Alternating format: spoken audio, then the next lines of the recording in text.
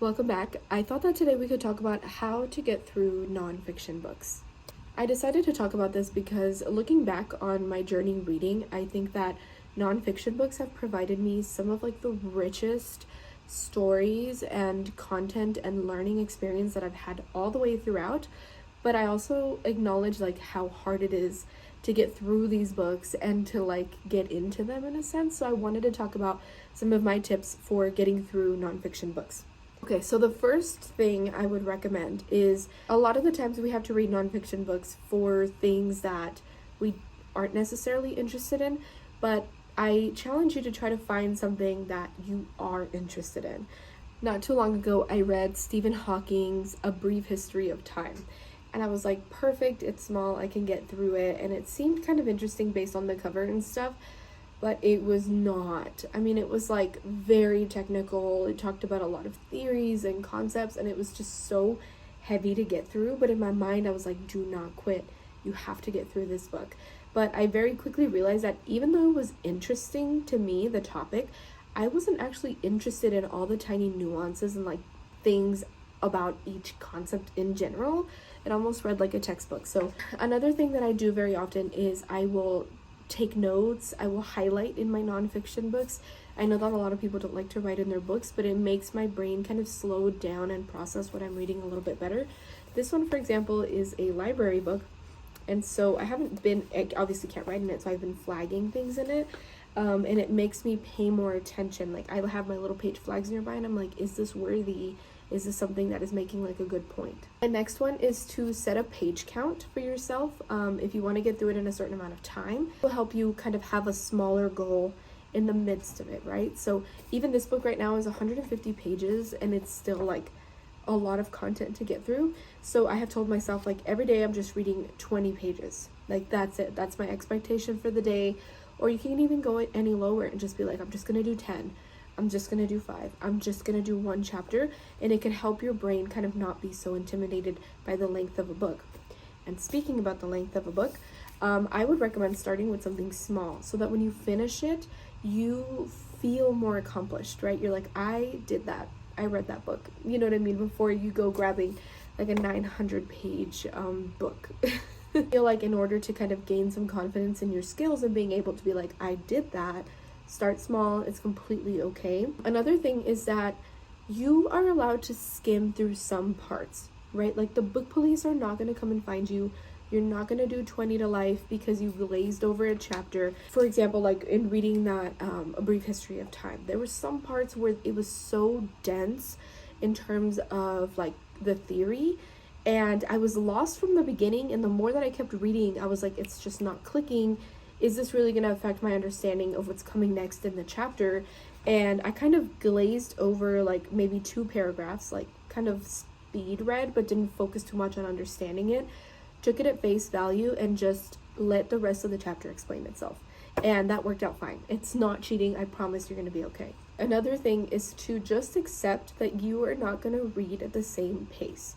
If you are used to fast-paced romance, thriller books, what have you, the book that you are picking up, if it's nonfiction, is most likely going to move at a glacial pace, unless the author's a great writer, which a lot of them are.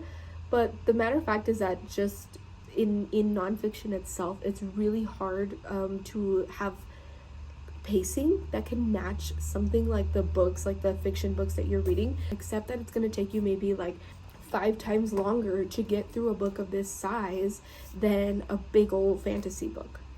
I say this because I do this a lot with poetry as well. I'm a very big proponent of it does not need to be finished in one sitting.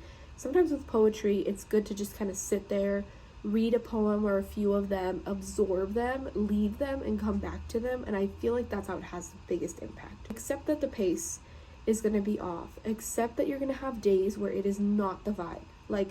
You are just this is interesting to me in general, but today it's not the vibe. I'm not going to force myself to read the 20 pages today because I'm not even going to care about it that much. It's all about reading with a little bit more purpose and a little bit more intent. And something else that's kind of helped me, if the day was not the vibe for reading, is hopping onto the audiobook. If you have access to it, it makes the world of a difference.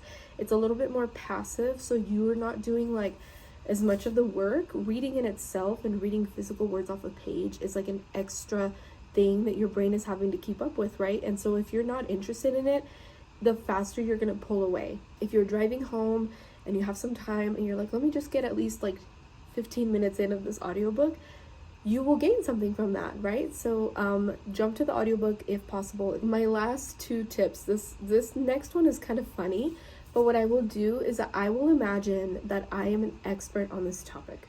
I will imagine that I am the author, for example, and that I'm going to give a presentation about this book to a big audience of people. So what I'll do, I'll open up to wherever I'm at. I will pretend that I'm literally at a podium with my speech in front of me, and I will say the words out loud and read them out loud as if I'm giving a speech to a bunch of people. And it helps my brain just become like in tune with what exactly the author's trying to say. And I will literally just do that until I get tired of talking, and then I'll just transition into just reading silently, and it works every single time. So I will literally be like, it's no coincidence that the perceived differing potentials of Mexican and German families was echoed in the schooling conditions and opportunities they faced. Tracking the continued presence of nationalism in occupied Germany 5 years after the war, the reporter Fred, like, I just pretend I'm giving a speech. It puts me into the story, and I can continue to read silently for a little bit longer. The last thing is that I have found that I read more nonfiction when I'm actually reading other books of other genres. It helps me prevent a reading slump. So reading slumps, I think, are very easy to fall into when you're reading nonfiction, because if you're, if the vibe is not it that day, then it's not that day. And then maybe it's not the next day and the next day, and you're just like, I do not want to go back to that book. But if you're reading something else in the background, maybe something that's like really exciting, like a fantasy book or a thriller or an adventure book or something like that, you are coming back to read. You don't feel like you're procrastinating because you're still making progress on something. For example, right now I'm doing the tandem read for Throne of Glass, and it is a really, really, really long read. I mean, like, both of those books are extremely big. So I have been tandem reading that, and in the process have read so many nonfiction books. I just feel that my brain has the capacity for them at this point. And so I've learned so much. I've actually read so much more nonfiction this year in 2024 than I did probably all of last year in 2023 because of this really long tandem fantasy read. So if you can handle more than one book at a time, I would really encourage giving yourself something that you will look forward to kind of get through those slump days and find something else a little bit more exciting. Because it's okay to be bored by nonfiction. That doesn't negate the fact that you might learn a lot and actually really enjoy the after part of it. Like, I'm a very big believer in two different experiences of a book. There's the, like, while I was reading it experience, like, was it boring, was it slow? And then there's like the after experience where you kind of sit with the story for a little bit, you sit with the characters, you sit with what happened, and then you kind of develop maybe like a different opinion about it. And so nonfiction books just like fit straight into that. So I'm gonna stop talking. That was like a lot, but thank you so much for watching, and I will catch you in the next one. Bye.